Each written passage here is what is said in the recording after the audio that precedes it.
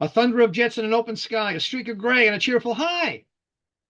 A loop, a whirl, and a vertical climb, and once again, you know it's time for the Anaglyph Jukebox. What do you got for us this week, Joe?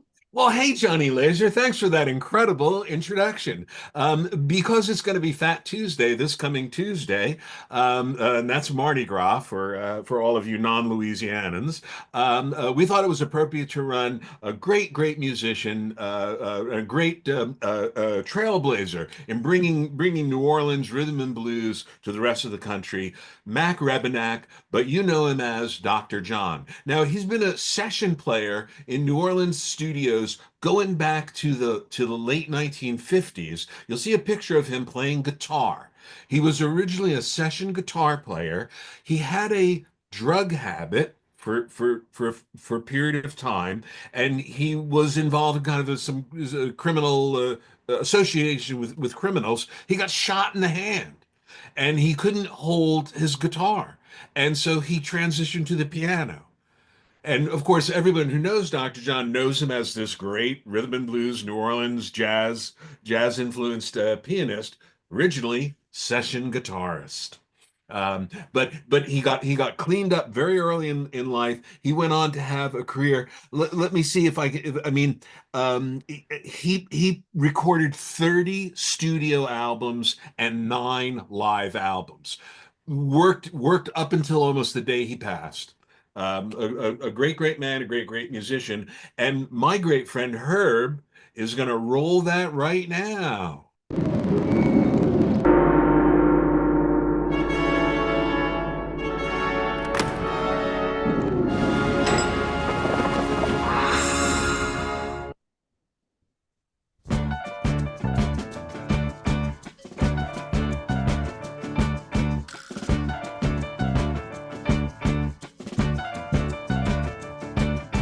Echo, echo, echo, echo, Andy.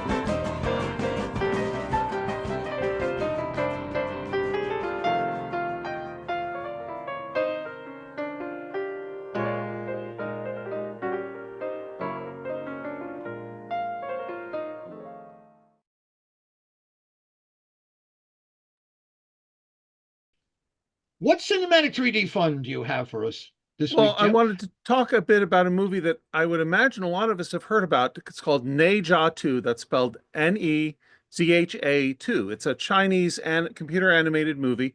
Are you showing imagery? Yep, just give me 2 seconds. Okay. Yeah. Um, and it's absolutely visually spectacular. And I, wanted to give sort of a brief movie review, but more talk about just the significance of it in terms of what it's showing us about the Chinese, the growing significance of the Chinese film market, and how, in a sense, they used to just be kind of a great market for Hollywood movies, but they now have very clearly become their own self-contained industry, not really needing Hollywood too much. This is a poster, a Chinese poster for the movie that I converted to 3D. I got the poster online and actually did a fairly intricate conversion where I cut the main character out of the image, used Photoshop's remove brush to give me just the background, and then I pasted it in. That was the only way I could get the level of depth I wanted, where I wanted. Immersity kept putting him right at the level of the dragons and made the dragons look very small. But those are some big dragons in there.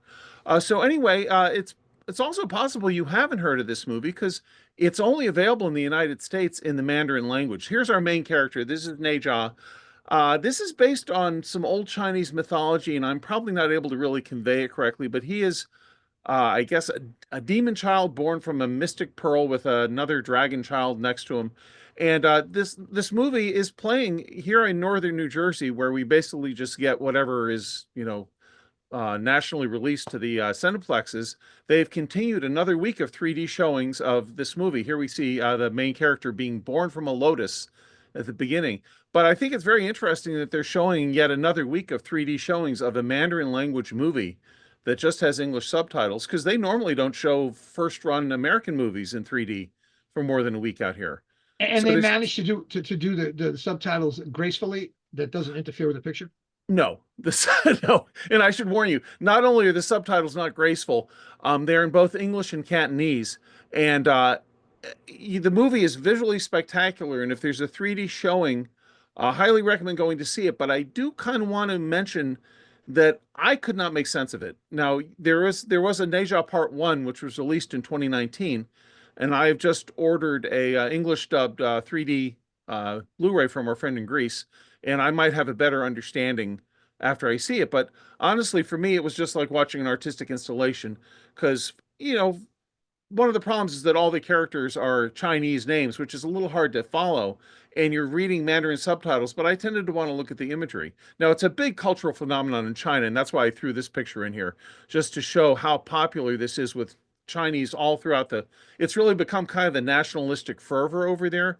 The Chinese film industry is growing dramatically, and I think a lot of Chinese people are very proud that they have what is now I think the top grossing movie in the world. This thing has grossed just about $2 billion. And 99% of that it has grossed in China, in the Chinese market. So think about that. I mean, that's an amazing figure that this movie is going to end up being one of the top 10 movies, right up there with the Star Wars and the Indiana Jones movies. Will be this movie that many of us might not have even heard about yet. A question, Jim. Is Yeah. there significance in the movie, or am I leading more close to life than I thought? What's the fist in the palm thing?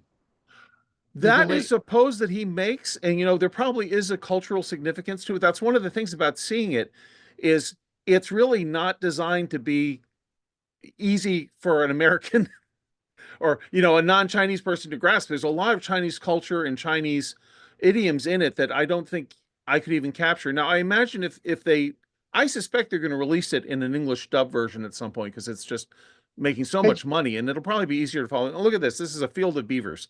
Where else do you see that? And this just kind of gives you a sense of just the incredible detail in this thing.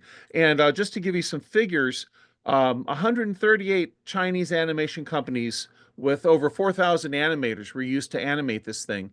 And the director, Yang Yu, who I believe he's the guy who started out to be an engineer and just decided, I don't want to be an engineer, and stayed at home and trained himself in computer animation for 4 years. He's just a guy who decided this would be fun to do. And has done very well with it, obviously. Here's another scene that just kind of gives you a sense of just absolutely beautiful design and just stunning to see in 3D. It's a shame for anyone to ever see this movie not in 3D, because there's so much complexity on the screen that I don't know how you could even follow it. But Yang Yu reportedly started by outsourcing some of the scenes to other animators in India and other parts of the world, and ended up deciding that he could get it done better in China, and threw out everything that had been outsourced and did it all within in country. And so it's probably growing the Chinese computer animation field just with the popularity of this movie. It's become pretty significantly grown. And it's interesting over in China, companies are actually bringing their employees to see this movie. They're giving them free tickets, or they even take field trips to see it. And it's become a popular thing on Chinese social media to brag how many times you saw it. I Wow. mention that only to say that when you see the movie is grossed $2 billion, that doesn't necessarily mean it's the best movie you've ever seen. It doesn't mean that you're going to sit there and say, oh, wow, I'm just seeing the greatest movie ever.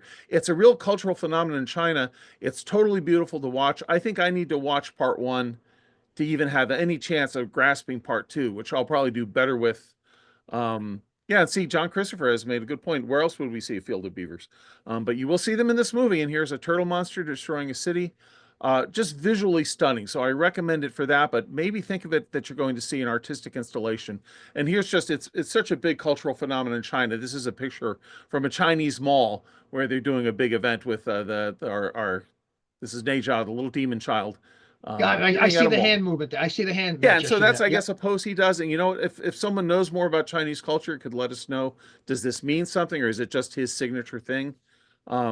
He's kind of to an American eyes, he's kind of a funny character. And I got to say, this movie, it's not really in American sensibility. Thank you, Jim. Thank you very much for telling us for taking us to a movie we can't understand. Well, I'll be curious to hear if anyone else sees it. I'm curious to, others might totally disagree with me, but my opinion, it's worth seeing just to see some beautiful 3D imagery. Incredible stuff. Thank you. Appreciate your time. Appreciate what you did, and thank you for making all the conversions that you did for today's show.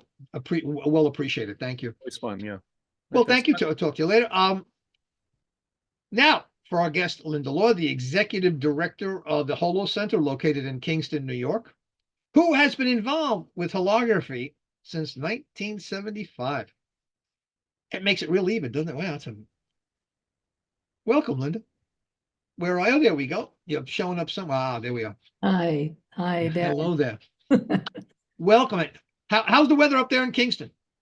A bit grey at the moment, actually, but warmer. It's getting warmer.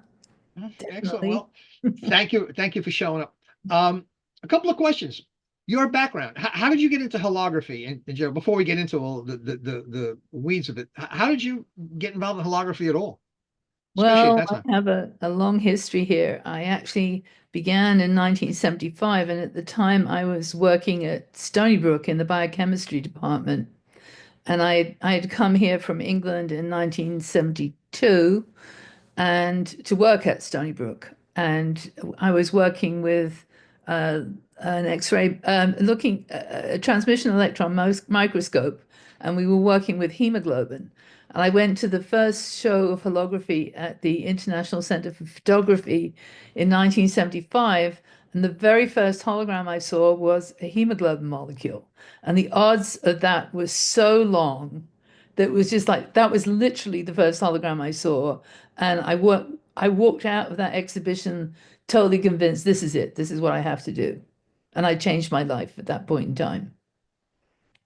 Now, holograms really didn't exist that long before you bumped into one, right? I mean, the first one was made technical holograms were made in 1962, both in the US at Michigan, University of Michigan, Emmett Leith and Juris Upatniks. And in Russia, Yuri Denisuk. And nobody knew about his work for many years. But the first artist began working with holography in 1978. Margaret Benyon was really the first artist, although Bruce Nauman made a few holograms in a pulsed laser facility and then never made any more. Margaret went on and made a whole career of it, her whole life. So she was really, a lot of people refer to her as the mother of holography. Wow. And that was the artist, right? From 1978. Yes. Now it's come, obviously, it's come. Go ahead, please. I'd say 1968 was when she made her first one. 1968. Wow. Yeah. Wow. It's come a long way to lose its name, right? I mean, when was the first use of that name, hologram? That was back in 1947 with Dennis Gabor, who invented holography, and he coined it from the Greek, holo meaning whole, gram meaning message, the whole message, all the information. So at that point, there was a theoretical, right? Because the first Yeah. hologram takes, yeah. So it was that was the theory, the premise that it was built on, right? And now you needed something to do it with because there were no lasers at that point. He was able to somewhat simulate it because he had a mercury arc lamp, which is giving him a narrow band of wavelengths. So, but the holograms he made at that time, you wouldn't recognize them as holograms today. And it wasn't until 62 with the first laser at Michigan and in Russia that we actually got real holograms. We needed the laser. And just speak for a moment to the crowd why you need the coherent light, why you need a laser, why it was a better thing than the arc lamp. Why would that be? Because you're very knowledgeable, and we'd love to hear that. You have to have a coherent light source. You need a light of one wavelength that is in phase and is coherent. So all of the waves are moving parallel to one another and they're moving in phase. We exploit those properties of laser light to make holograms. Without it, we can't do it. So the gentleman you mentioned, so he was working at a big handicap, but he figured it out. So fundamentally, were you waiting for a way to develop coherent light? Was that whole concept of hologram waiting for someone to generate? Because right, you really there was until 1960, right? Mayman didn't exist, right?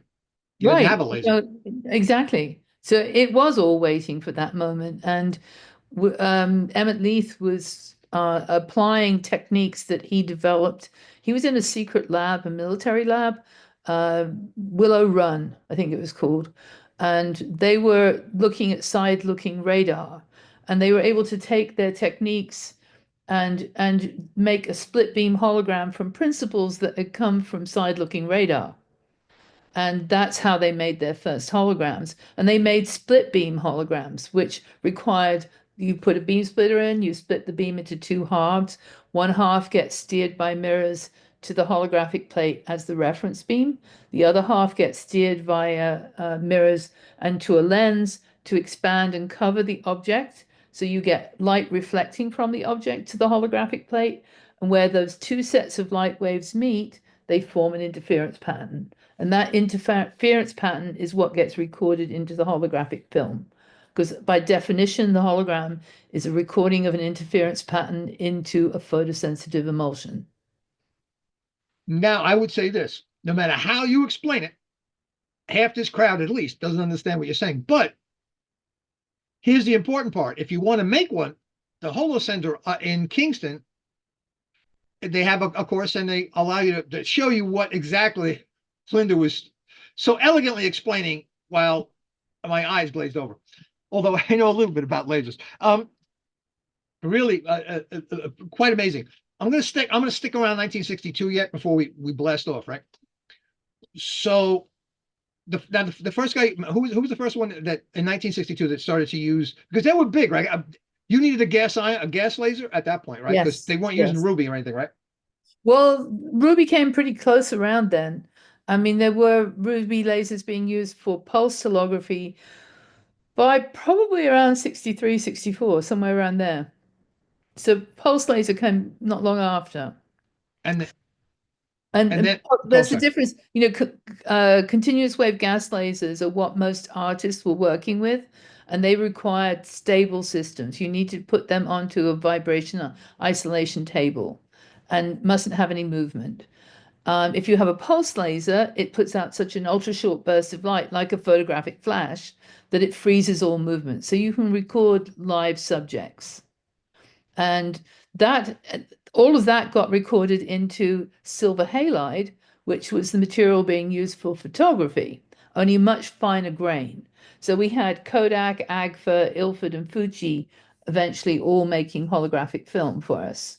And during the 60s, 70s, and 80s into the 90s, that's what most people worked on. But in the mid 80s, a mass production technique came along. This was Ken Haynes, who had been working with Emmett Leith in Michigan initially.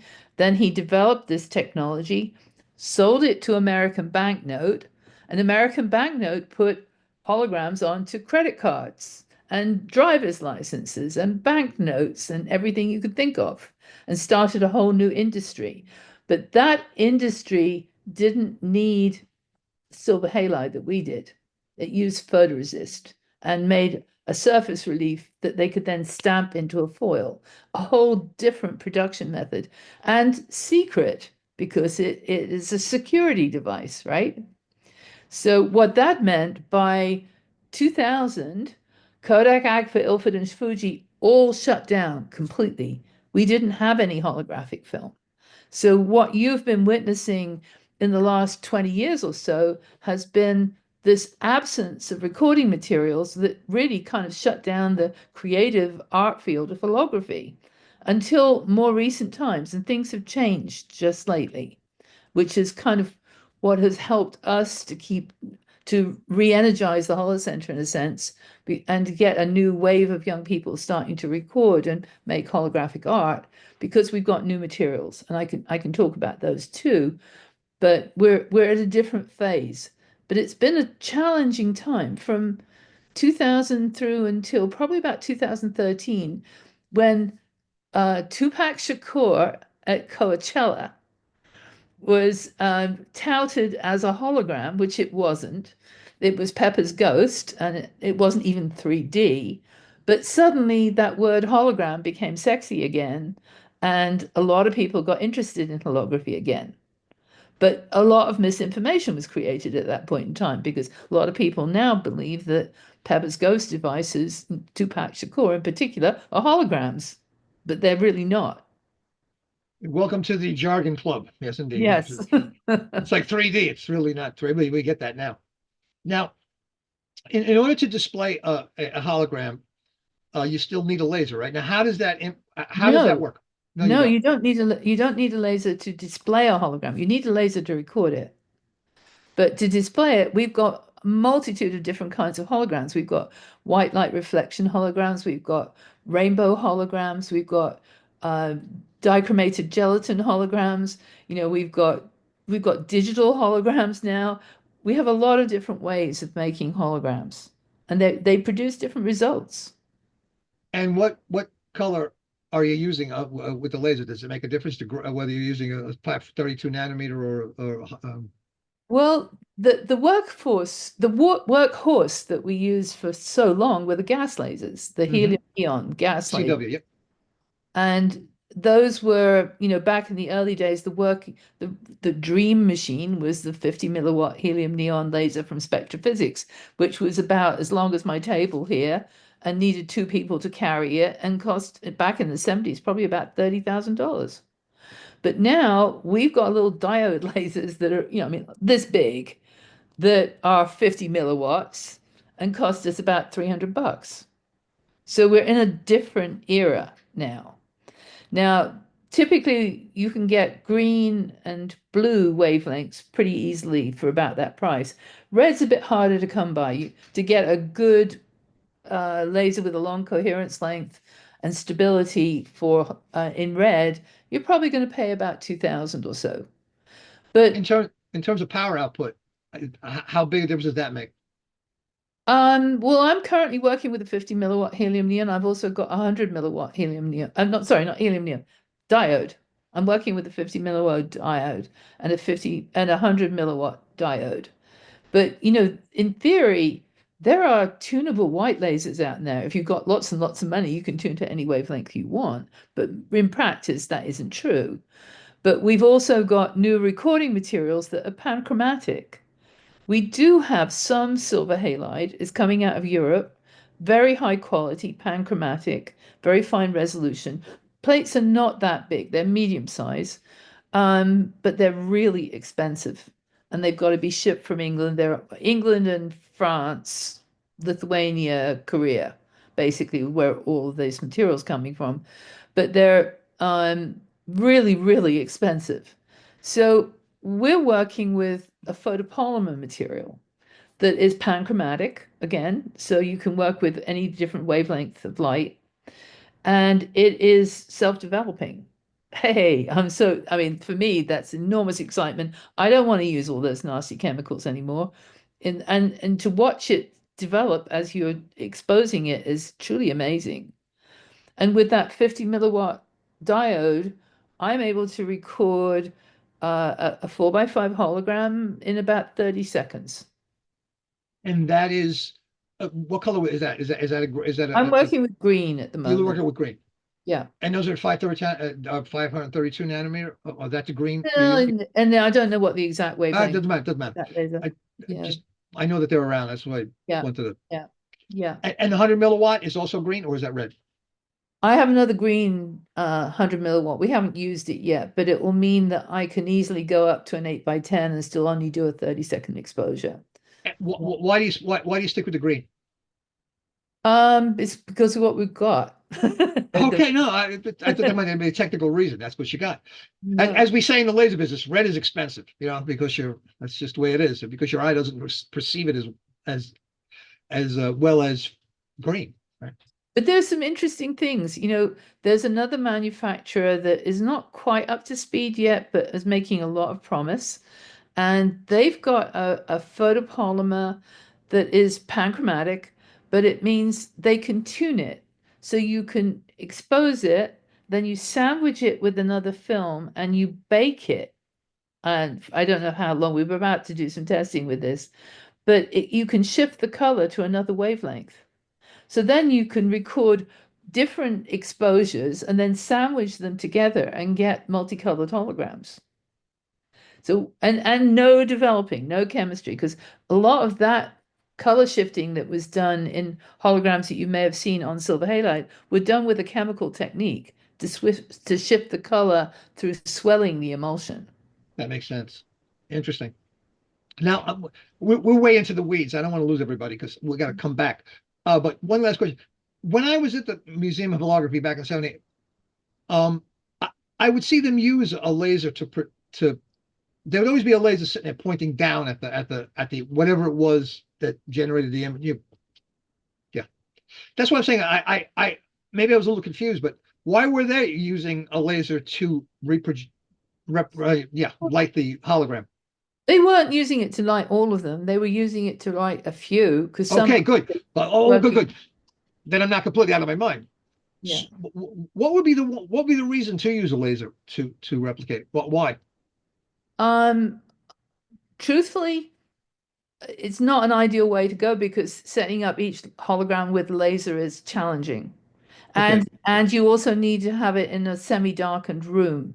Whereas if we're lighting a rainbow hologram or a white light reflection hologram, we set them up in a pretty much a regular room. I mean, you don't want like bright sunlight shining in, but you don't want it black or dark either, Okay, so what do you illuminate them with? The ones that are halogen, or what do you light the?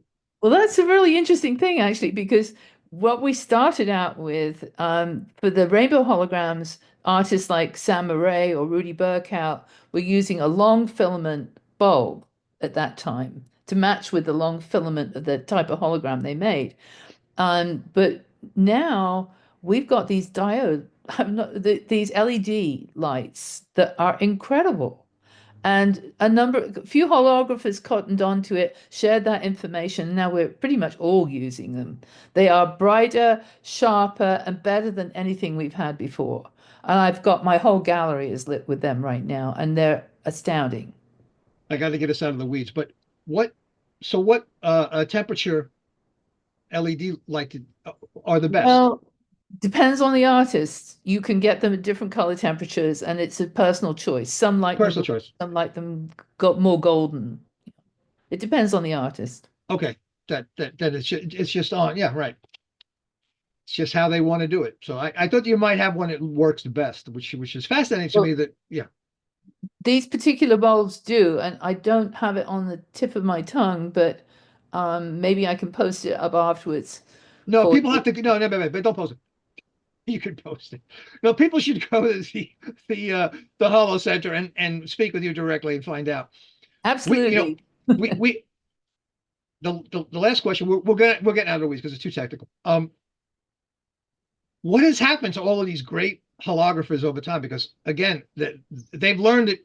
Their foundation of the understanding of how this can work is so deep.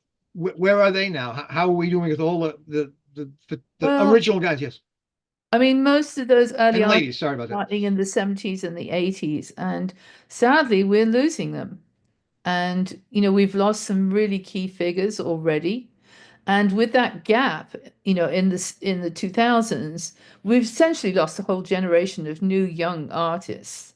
So from my perspective with the Holocenter, we're really pushing to bring in young people and to open them up to the techniques that we have available now, to teach the new techniques. We want to set up an artist in residence program. We have a 2,000 square foot building, basement in this building that's ideal for us to set up an artist in residence lab.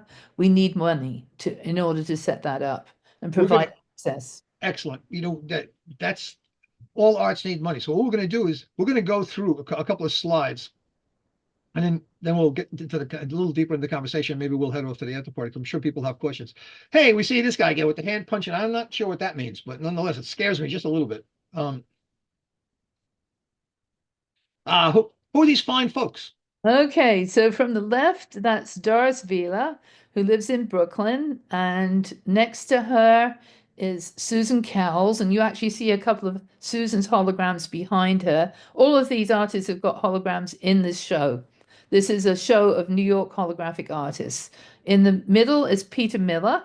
Peter Miller used to teach at the Royal College of Art in holography, and he currently makes holograms for Crown Roll Leaf in New Jersey, and that's me next to him.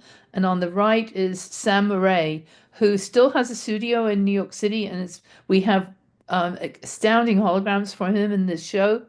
And he's a long-term rock of holography. Yeah, matter of fact, I took Sam out to one of the laser shows I was working on in Golden Island, a rock show. I love Sam, love Sam. We all do. How could you not? So tell me about your structure. You were going into it a moment ago. So this is where you are in that corner. This is our building.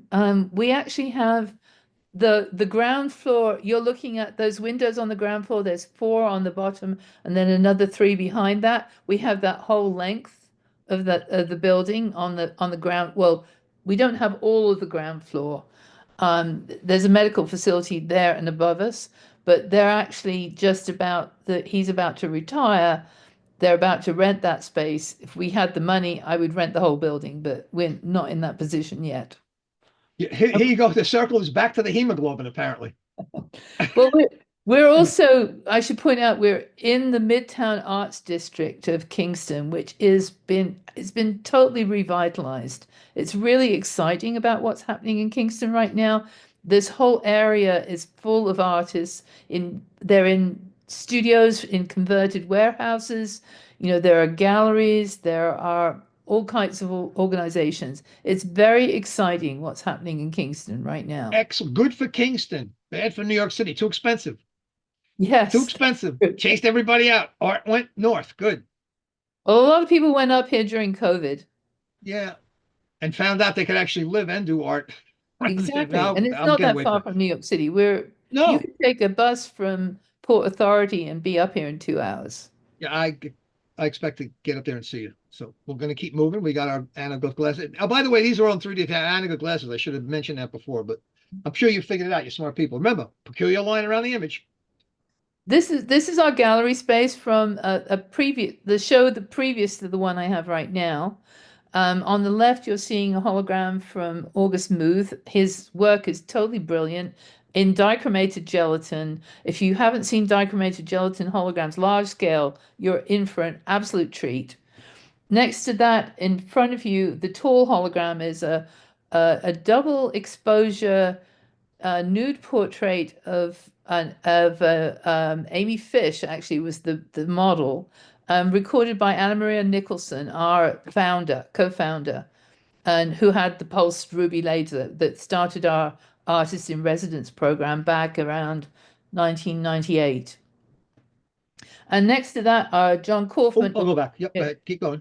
John Kaufman, those three in the middle there, reflection holograms, multicolor. Next to that is Rudy Burkhout, an amazing holographic artist who we lost Rudy around 2008. Huge loss. And in the back are some of Anna Maria's pulsed holograms. And this the same show. This is two of our visitors looking at holograms in the gallery.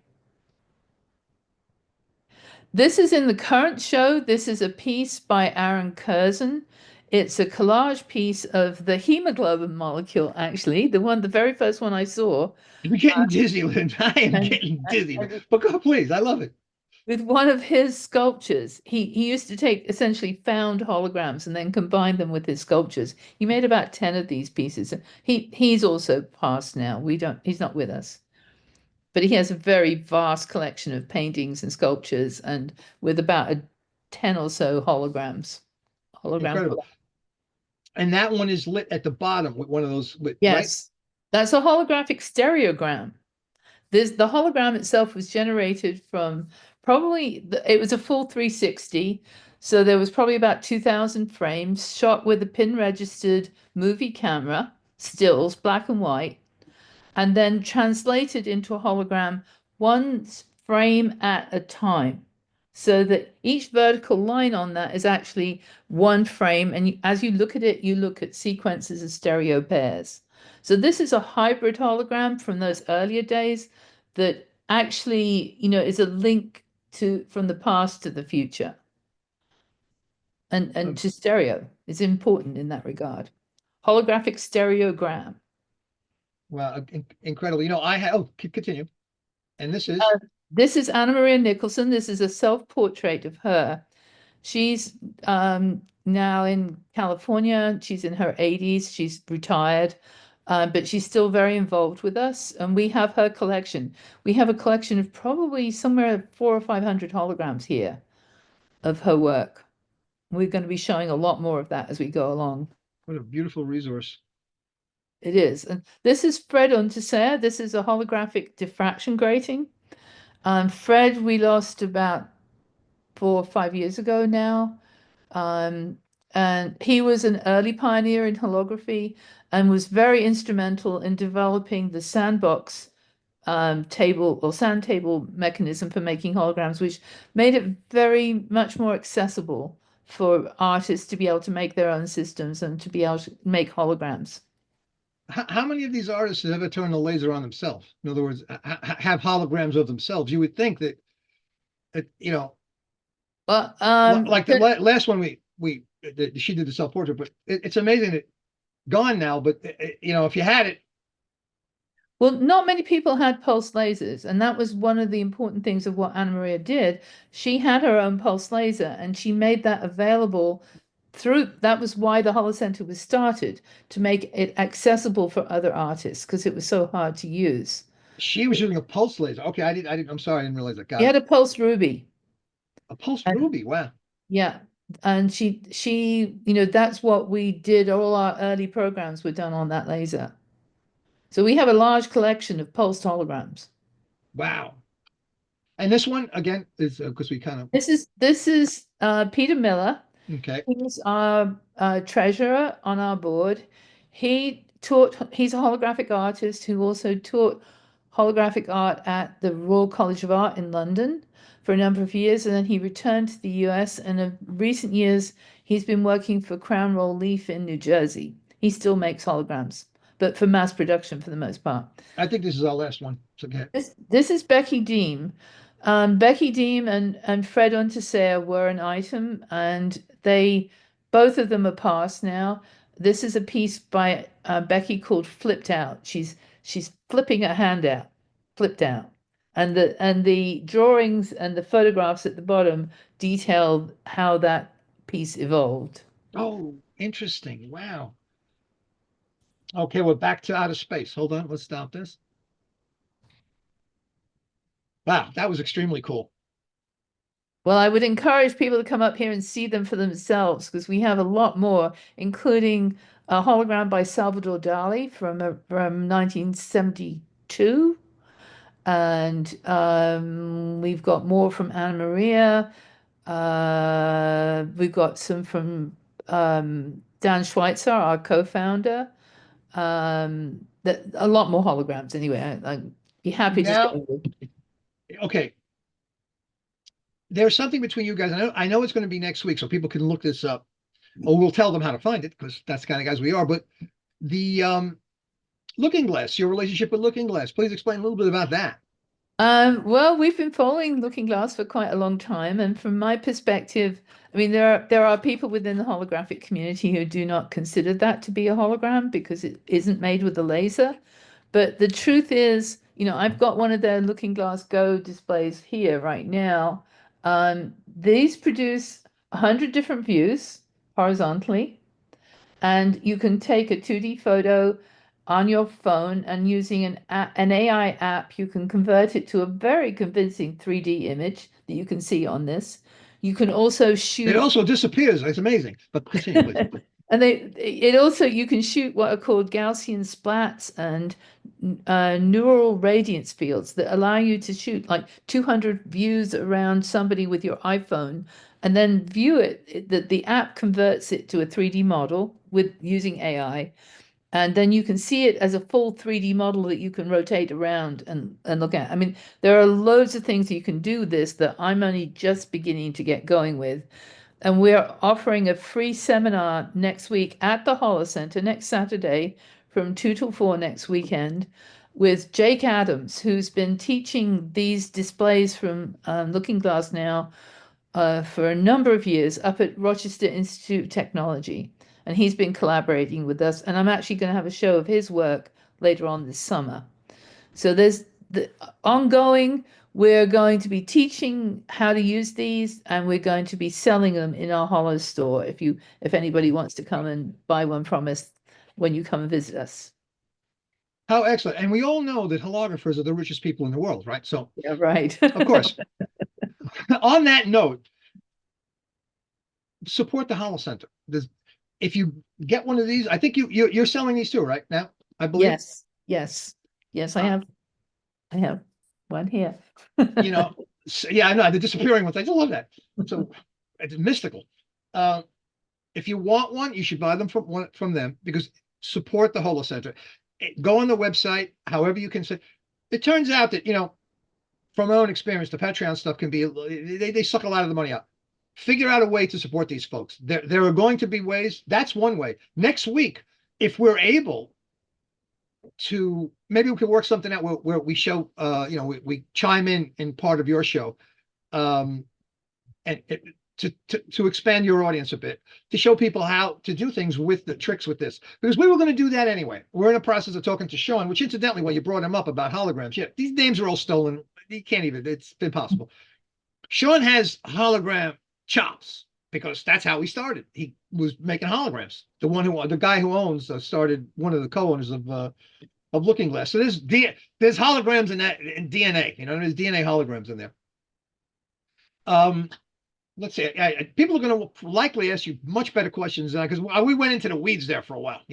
I'm sure people are going to have a lot of other questions in terms of holographic artists. How do they get to you? In other words, how do they begin? From colleges? How does stuff end up getting to you in the long run? Well, right now I have a long background as a teaching artist, and I've actually had about 15 years or more making holograms with kids, hundreds, thousands of holograms with kids in schools. But we lost all of that when we lost the silver halide, and I didn't have material to work with. But now that we've got the photopolymer, all of this is restarting, and we're teaching holograms, holographic workshops here at the gallery. We'll have a schedule going up on our website fairly soon with that. We have a grant through the city of Kingston to allow us to work with at-risk kids here in Kingston. So basically they're learning STEAM, the science, technology, engineering, art, and math. And so it's a doorway for them for lots of different things. But from a creative standpoint, it's getting them started. And we're starting on simple single beam systems that are a lot more stable. This is what Yuri Denisuk invented, using the single beam of the hologram to be both the object and the reference beam. And then when they move together, the whole system is so much more stable. You can actually make these in your own house. And that's what we're really advocating now, getting people started, getting them going on photopolymer, using single beam for dichromate. Hopefully we want to get them onto that too, but also generating content for 3D for digital holograms. Because there are companies now around the world that can take your 3D renderings and create a 3D model from that, or create a 3D hologram from that. And they're getting really good. They're full color and they're full parallax, and we're entering another era. Do you guys sell how to make a hologram kits, like with all, because finding all those materials always became kind of a problem when you were trying to do hologram. Do you sell kits? That's a really interesting thing, because we've recently, and I can't tell you who it is yet, but we've recently been approached by a big optics manufacturer who is interested in selling kits. And we may be working with them to advise them on how to put that together and to market it to help the Holocenter. That's one of the things we hope to do. Artists, at-risk kids, 3D, support these people. There's no doubt. This is, and thank you for being so generous and being who you are, Linda. This is really amazing. From 19, the hemoglobin keeps showing up. I just want to add one thing. Add all you want, please. We have been supported by a number of people through Patreon now for the last 3 or so years, which has been really helpful to us. But recently, Patreon has now just switched over, and they're on Apple. And Apple is insisting on taking 30% of what people donate. So they're grandfathering in anybody that's already been with us. They're not doing it to them. But we're switching platforms. And we're setting up right now with a one called Zephy, which is for not-for-profits, and they don't charge anything. But we're not quite there. Hopefully by next week, I will be. And I would highly recommend, once we get it to that point, it will be on our website. And it will be, you can either make one-time contributions, or you could make like a monthly contribution, or any amount that you want, basically. But it all goes to us, not to Apple in this case. Yeah, like they need money. That is, the kits are going to make money. Stick with the kits. Get the kits going, because people want to put money in, but to have one to play with, that's where it's at. But they don't have the kits yet, so don't wait till they get the kits to donate to. I'm saying, well, we have these. We have them. We have those. Yes, we have these in stock. Come on, everybody, sell those out for them. How do you buy them on the website? How do you buy one? You can't do it on the website yet. You can do it in the store. We've got more work to do ourselves with updating our website and stuff. But right now, you can come for a visit, can see them in action, and if you like them, you can buy one. We have them in stock. And the last thing, because we got to get going, because people are going to watch your questions. Do you put any of the stuff that's in the on display in your gallery into this thing? Like, so I have already done that. Yeah, you see, man. Yes. Wow. Interestingly, though, the AI handles deep scenes really well. They're remarkably good. They have a hard time with holograms, because I think they can't get the edges to identify them with the AI. So there's more work to be done. We've got to train that AI on holograms. You are so great and such a great communicator, and had such a knowledge, that I have 1,000 more questions, but we're running out of time. But you know what? I'm going to bore you to death. When I get up, you're going to rue the day you met me. but it's so wonderful. Thank you so much for being a guest. I'm inspired, and I'm happy to see people like you around in this world. It's so important to have people who especially working with the kids and working with this miraculous thing, holograms. Who doesn't love a hologram? Thank you, Linda. Thank you very much. Thank you for inviting me. I've enjoyed being here. Open invitation. You will be returning. That's the only thing I want to commit from you. We need you every couple of weeks. Come back and tell us what you're doing, and tell us how much money people have sent you because we said to put money in. I'd be happy to. Yes, indeed, Ben. I know you're not begging, and you don't need to, because really, what you've got is phenomenal, and what you're doing. One thing you didn't mention: how many other holographic museums are there in the world? I need to know this. Right now, none. There's us. There were 3 museums. There was the Museum of Holography in New York, in Chicago, and in Paris. All of them closed in the 90s and in just before 2000 for the same reason. We had no recording materials. Nobody was generating new art. There was no market for it. And one by one, all the teaching facilities, Royal College of Art, in Cologne, Art Institute, Chicago, all of it shut down. So we're holding the history, and there's our goal, actually, really, we're transforming into a museum because we have to. We don't really have much choice in this, because we have to save the history of holography, which is really under threat right now. Yeah, As we lose people, families don't know what to do with their holograms and don't know enough about it. I mean, they come to us, we're starting to get more and more being offered to us, but there's so much work to be done in this area, and it's scary how much we could lose, how fast. We need to get on top of this. Thank you for sharing all that with us. And somehow we'll chat during the week, but thank you again for being so generous. Well, Thank this you for part, inviting me. you were great, man. Hey, can we get one of these? I think we need to do this. Thank you, Linda. Thank you.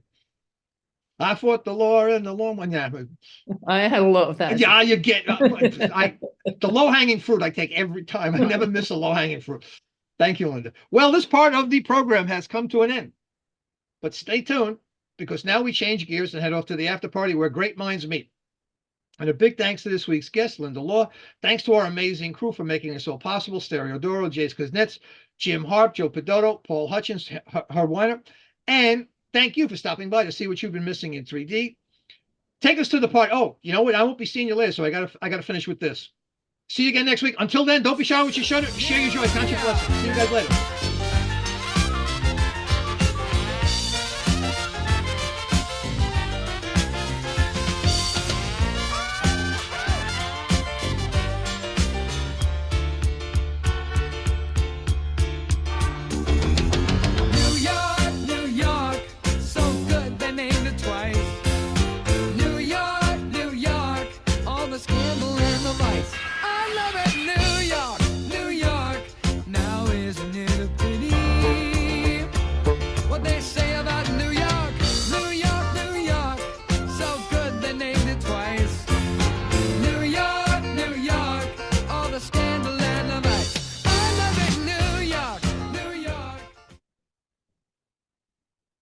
And this is the after party where we'll open up people's mics and let them ask questions, which I'm sure there are a lot of questions. Let's see. Well, hello, Joe. I just like to bring up a throwback memory when the Museum of Holography was under Mercer Street. They were kind of near Canal Street. This would have been in the late 70s and 1980s. I lived not far. I lived walking distance from it. I would tell you that every time I had a friend who visited me from out of town, I took them there. I said, I said, New York, it's full of weird and unusual things. Some of them are, big and expensive, and some of them are moderately priced, but really fascinating. And it was always a hit. It was always a hit. One of the things that I remember, maybe Linda can talk about this, there was like a Hall of New Yorker exhibit where I remember this. Oh my! I used to Hall of Fame. Oh, okay. There was Ed Koch. Yes. And there was William F. Buckley, wasn't there? Yes, I think so. And many of those were done by Anna Maria. We've got 2 up in the gallery right now with Gloria Steinem, and with Philippe de Montebello, the director of the Metropolitan Museum. We And have a these load more of them. these were if I'm remembering this correctly, it was a very long time ago. These were like they were motion. You kind of walked past Oh, them, and like Bill Buckley kind of like gave you a look, or they there was a little animation. well, those ones were made in San Francisco for the most part, and another company in New York called the Holographic Film Company, but they were 360s or 120s that were holographic stereograms, like that one I showed you with Mhm. the hemoglobin molecule. Yes. Hmm. Same principle. And by the way, I was the curator at the Museum of Holography from 1968 to about 88. So That was the heyday of the time that I visited. The 70s and 80s, New York was a very, very different place. I One of the things that was less expensive, and I think there was a greater arts community back in those days. But I'm so happy that you've landed, successfully in Kingston. Kingston's a great place. Kingston's happening. It's really exciting what's happening in Kingston. I moved up here to the Hudson Valley in 2002 and I've watched it change. But the last few years have been like dramatic in how it's changed. And I don't spend any time there. I haven't spent any time there recently, but for a dozen years or so, I was a volunteer with the Greenwich Village Halloween Parade, and Rokeby Farm is in Barrytown, yes, I got to know people in the area, students at Bard College, etc., and people who lived in Kingston, and we were very proud of the restaurants. I would imagine the restaurant scene is even greater today. the scene has changed a bit because a number went out of business during COVID, but a whole new wave has moved in. So and many artists moved up here during COVID. Hmm. But what I really like about Kingston is that the local government are really concerned about not pushing out the local natives, and that they want to keep affordable housing and to keep the community here. And I've seen that happen so dramatically in like Beacon, for example, where I lived in Beacon for a few years and during that change and the local people just got pushed out and it's all million Yeah, dollar lots yeah, and you that's a can't afford to live there any longer, you well. know. I just like to throw in. There was an entire school of American painters, the Hudson Yeah, River Valley painters, and I just want to throw in a plug for. It's one of the most beautiful places on this planet. it Uh, is. I mean, well, very, very wealthy people used to have their big houses there, right? The Rockefellers and, and others. I want to leave right now and thank you for your many years of curation. They were appreciated. Harold Bays has a question. He asks, "What is the best light source to use to display a hologram? LED? Is there a preferred type of lamp or LED?" um Holograms require different kinds of lighting. A laser transmission is going to need a laser. Rainbow holograms and reflection holograms in the past used different kinds of light sources, but these latest LEDs, and I'm sorry, I keep blanking on the name of the company that makes them. Maybe I can send that to you so you can give people out that information next week. Absolutely, sure, No, sure. I'd be happy to, but Perfect. these particular LED bulbs have been the best we've ever had. And they really they make rainbow holograms look as good as the reflection ones with the same bulb. And that never used Wow. to be the case. And they're brighter, sharper. We're in a better position than we've ever been. And they cost around $25 a piece, but they last forever too. So, that's the trade-off. Someone is looking in the chat here. Mike is asking Cree LEDs. That was CREE. No, it wasn't Cree that we're using anyway. I'm sorry about that. Wish I had a box around with me, but I don't have one right in front of me. It's at the Well, other end of the gallery. I just like to maybe follow up just very briefly on a point that you and John were discussing. After a period of dearth of materials, Mhm. now that situation has changed. Smaller, aside from red, I guess red is a special color, but other colors reasonably priced. You said if I had the knowledge, if anything you could teach a Labrador Retriever, you could teach me to do. Anything above that, I'm lost. So not me, but an imaginary person who was smart could do one at home. You could do one at home. If No, you not just have me. the right, no, I'm serious, you could. That's my point. We're working with what we call single beam systems that are Mhm. relatively easy to put together. We're using one in here. We've got a little storeroom at the back of the gallery that we've converted into a studio, that we've got a 50 milliwatt diode laser in there, a green laser, and we're making 4x5 holograms in there. And we're doing it under conditions of vibration that would have been unthinkable before if you were doing a Oh split beam. yes, yes. Oh, right. Had to have sometimes these were done at specialized locations to Yeah. minimize vibration. Oh, that was a critical part. If you split that laser beam and you make a complex system with multiple beams, every single point that gets where the light gets reflected has the potential to move. And if they're not all locked down, you won't get a recording.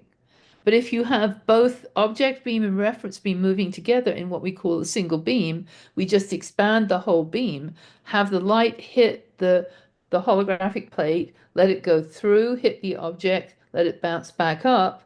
We use the single beam to make both recordings, the reference and the object. And because Hmm. they move together, the whole system is way more stable.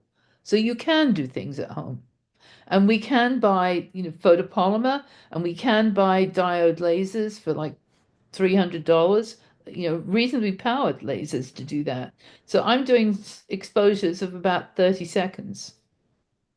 And I mean, there are times we have a train line that runs near us here. I usually hear the trains, they're long freight trains that go on forever. But as soon as I hear them, we usually stop and then we'll let them Uh, go through because I'm not going to push that one, but yeah. regular vibration and anybody moving in the gallery and stuff is not a problem. We can choose. Wow. Wow. It sounds like what you're saying is for a kind of a hobbyist investment, $500, $1,000, Yeah. you could put something together, and you Yeah. don't need to have vibration-free room. You can there's certain things that you can do to minimize it, but it's really not that big a deal. I mean, we have a piece of granite that was a cutout from someone's kitchen sink, that's, like this sort of size. But we have that flat with an inner tube that's partially inflated underneath it, a piece of plywood under that, and then legs made from cement blocks. Oh, very high tech. Yeah, exactly. And we've made simple, and you can make a plate holder just by having a base plate, take a piece of aluminum or a nice flat piece of metal or a flat ceramic tile, for example, and then glue three long nails to it vertically so that you've got 3 points. 3 points will define a plane. So you can just balance your holographic plate on the top of that. And we're Wow. currently laminating our own film. We're buying the photopolymer and we're laminating it under relatively clean conditions because we want to keep it as clean as possible. But you can buy already coated, already laminated plates. There are a couple of places that are doing that now. So you can buy in plates. The prices range a bit. I mean, you're going to be paying like probably anywhere from $10 to $15 a plate, somewhere in there for a 4x5. We were paying a lot less than that back in the day. And we can make our costs go much lower than that when we do it ourselves. And our board chair, August Muth, is a total expert at this. He coats all of his own plates for dichromate right now. So he's got clean room conditions and he helps us to prep all of this. but you can buy it yourself these days. I see Jim F has a hand up. Jim, can you unmute? Yes, I was just curious. I do a lot of volumetric imaging stuff, and I was curious who owns the copyrights when you do a digital conversion of your holographs? When you say a digital conversion, what do you mean by that? The Gaussian splats. Okay, well, Gaussian splats are the different kind of dimensional image to what I'm talking about. But Gaussian, you can convert a hologram into a Gaussian splat. well, yes and no. We've been trying. Holograms are very demanding for that. Right, Because you're still training an AI on particular content. right. And they have a really hard time. I hold out a lot of hope here. I mean, ultimately, that may be the way for us to convert holograms into a dimensional image that you can see on a screen. But right now, that's still challenging. You know, the results we've got still, think about this. You've got a fully three-dimensional image that's got volume, right? So Right. you can move, when you have that image projecting out into space, you can literally physically move through that object. Absolutely. If you try to capture that with a Gaussian splat, you're capturing 2D images all the way around the outside of it, right? How do you capture what's in the middle? And it's also interpolating between those different views, right? To get the full Yeah, 3D. I do that all the time. I have Gaussian splats where you can literally walk through them. But I'm sort of curious, as you digitize these things, let's say it's in the future, who would own the copyrights to these? Do you own the copyrights to everything? That's a really good question. I mean, it's one we haven't really quite crossed yet, you know. I would imagine the artists own it. They've Okay. got, the holographic artists own the copyright for it. So do you have works on loan, or do you own some of them, or what's the story with that? With the Holocenter, Yeah. we have a collection of Anna Maria Nicholson's holograms and some other artists' holograms that belong to the Holocenter or are on loan to us. Uh-huh. And there are different conditions according to who donated those images. Right, right. So, it depends on the individual artist. Yeah, yeah, okay. Well, very interesting work. Thank you. Well, I was actually in Jim F is kind of, that was something I was also kind of curious to ask about. And you sort of covered some of the challenges. What are the ways to archive? I know there's some classic holograms from decades ago. Is there a way to reproduce them? I mean, are they standalone, unreproducible works of art that are single item? Do you see what I'm asking? I do. What's the way to archive these things, and what's your preferred way to do that? Well, archiving, cataloging, archiving work, most of the holograms I'm coming across these days are really not properly taken care of. And they really need to be kept under very clean conditions, dry, anything that, conditions for film, you've got to keep that in mind. You can't keep things in damp areas, you've got to take good care. They've got to be archivably packaged up, and they've got to be boxed up so that, they're glass plates and they have to be properly stored. So all that aspect. But in terms of making, we've got a whole collection. I mean, sitting right beside me here actually are a whole load of master holograms from Anna Maria Nicholson. They're huge. They're like 3 feet wide by about 2 feet high, because they give a very, you make a big master that then gives you a big field of view for your second stage hologram. But, going forward, this is a question. This is a really good question. We don't know. I mean, I've got some holograms in this collection. We haven't fully cataloged Anna Maria's collection yet. And once we have a better idea of exactly what's there are some holograms I would like to make copies of so that we have recordings of that we may only have a master of. Right now, we don't have a lab where we can do this conversion. We don't have the holographic plates to do that. We may be able to do some of this material, panchromatic emulsions being made, very high quality ones being made in Europe, the silver halide. If we had money, we could buy them, but they're really expensive. They're out of our reach. If we have an advanced lab in our basement, which I'm hoping to have for advanced teaching and for artist residencies, then we'd have the facilities to be able to transfer that if we have the film and the chemistry. But that's another part of what's really important about preserving this history. We're going to lose all of that if we don't do something now. Lots of people have holograms stashed away in basements and have no idea how to care for them. They're probably sandwiched between paper towels that are not acid free. I've seen this. And then the paper towel leaves marks all over the holographic plate. It's heartbreaking. Do you So- have We have connection to Robert the Library of Sparks Congress? raised his hand. Robert, can you unmute? Hi, For yes. a long time, I want everyone to get a chance to ask. Can you hear me? Yes, please. Yeah. How about Yeah, it? hi, Linda. Hi. Sometime, I think it must have been in the 1970s before I moved to New York, but a friend of mine told me about a hologram it's either in the windows of Tiffany's or Cartier, and it was a woman's hand holding a diamond necklace out. And I gather if you were on the sidewalk, you could see it sticking out Yes. the window. Do you know about that one? Oh, I do. And I believe it was Cartier, and it was made by Bob Schnella in a Okay. holography facility in the 60s, late 60s, somewhere around there, maybe early 70s. And it was in the windows of Cartier. It was an amazing piece, and it was a laser transmission piece. And that's a really important piece of history. I believe that is in the MIT Museum collection. Oh, But great. that's another tragedy that's going on. The MIT Museum collects work that is historic for MIT.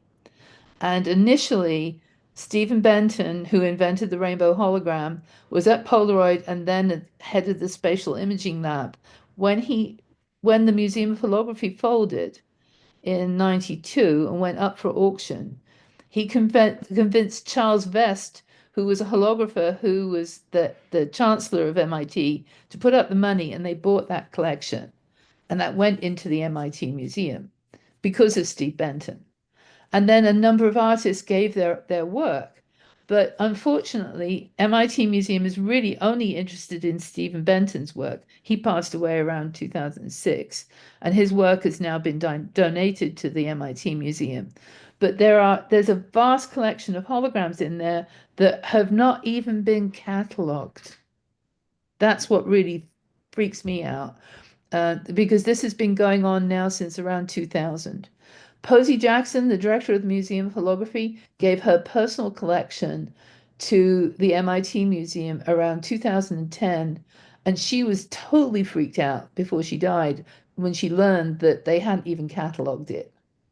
So that's a personal mission of mine, personally. I mean, I would like to be able to work with the MIT Museum and for us to raise funding so that we could care for that collection and actually show that work, because there's some fabulous work in that collection.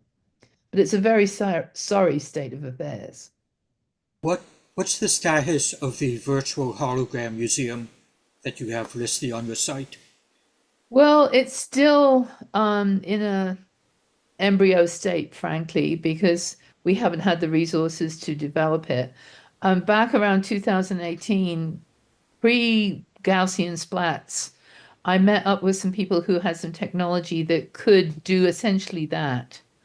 And we were looking at how we could actually generate 3D models of holograms that we could then show in a virtual world, in a headset. Basically, you put it on and you could navigate the museum and see it, not from like taking a 360 camera. A 360 camera, you've got to put it in a physical location and you've got that view around it.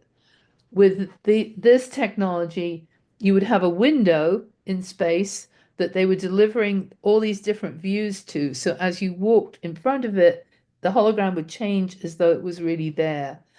But I got a lot of endorsements. We put up some videos up on that site. I would love to do a whole lot more with it. And that be our repository basically for holographic history. But we're not really there yet. We've got to raise a lot more money to do that. Is that company still around, Visby? Or the people from it? So you knew Visby then? Yeah, No, I tried going to their site and it's dead. no, they sold. They sold to another company in California, and the staff got taken on, and then just a matter of months later, they went through a rough time, and they laid them all off. I think that the two owners of the company, retained the rights to the technology, and I did start to talk to them at one point about doing that, but we haven't had the resources to. We've been struggling to keep our doors open here and to keep going here and to grow this. But ultimately, I think that's the only way. I mean, think about it. Where do you go to see a hologram? You have to go to a physical location to see them. If we could actually get that really happening on a virtual platform, then we've got an audience, global audience, to look at works that they don't otherwise see. And they won't ever be as good as the real thing, but they'll be a pretty good facsimile. And that would be a great way to introduce people to a lot of holography. Because there's a vast amount out there that people just haven't seen. One of the most interesting holograms I ever saw was at the Holos Gallery in San Francisco. It must have been, I think, late 70s, early 80s. I don't remember exactly when, but it was basically a model railroad, and it was, laser projection hologram, and it basically stuck out probably 3 feet from the thing, and you could stick your hand through it, you could look underneath it, you could look on top of it. It was absolutely amazing. I don't know who made that one, but that Hollis was an important gallery, and that was run by Gary Zellerbach. In fact, Gary Zellerbach is one of our supporters. He's been donating money to the Holocenter, and he's been a great supporter for us. He doesn't have Hollis Gallery any longer. He's actually more involved as a jazz musician these days. But we are grateful for his support. Very interesting. We Thank probably you. should start wrapping up because we did tell you, Linda, we wouldn't keep you here all day on an endless Zoom meeting, although I think we do hope you'll come back again. Jay, did you want to do anything with our caption this poll, or should we just give the results next week, whatever you think is best time-wise? I don't know Oh, yeah, there's a few people voted. So yeah, if you want to share that, sure. and Linda, thanks so much for coming on, and thanks for staying and chatting with us. As I say, I think we could probably sit here and chat for hours, but we do try to It's been my pleasure. Yeah, it's really very exciting, and we're so glad to hear this is continuing and going on. So we're going to share. I don't know if you saw our caption. This is one of our traditions. Someday we'll have a holographic caption. That will be brilliant. And here, thank you for sharing that. Yes, when I saw I got the whole squirrel in my hand, I knew we had a winner. So congratulations, William Clare. And you can see the results right here on your screen, folks. We're going to wrap this up once again with big thanks to Linda and Joe and everyone who participated and came and showed up. Made this a great, really very informative and fun afternoon. So Jay, are you the one who has the ability to stop the meeting? Okay. So you want me to roll the closing credits? Oh yes, let's throw the closing credits. Of course. I'm sorry. See, this is what Johnny had to leave, and no one knows what to do here. So, thanks again, everybody.